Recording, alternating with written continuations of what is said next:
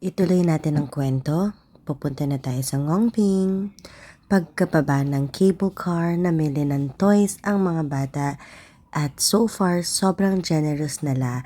Nagbigay pa nga sila ng mga maliliit na freebies. And then, naglahad kami ng kakaunti para mag-ikot-ikot dito sa Ngongping. I must say na sobrang tahimik sa area na ito and very province-like ang peg niya. Akala ko nga magiging malamig dahil puno ng mountains ang lugar na ito, pero hindi. Hindi din naman siya maalinsangan pero parang walang kahangin-hangin. Ang kagandahan lang talaga ay napakalinis ng lugar na ito.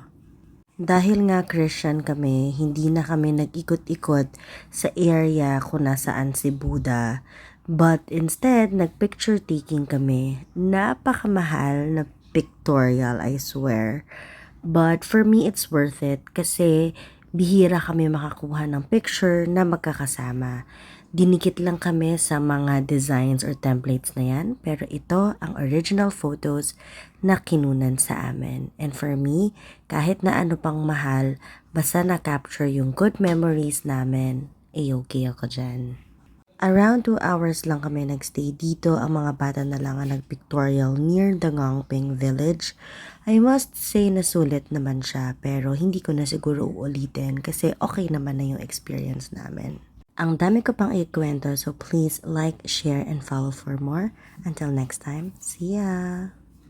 Connect with me on Facebook, DM me on Instagram, or learn more about me on my blog, misinformation.blog. See ya!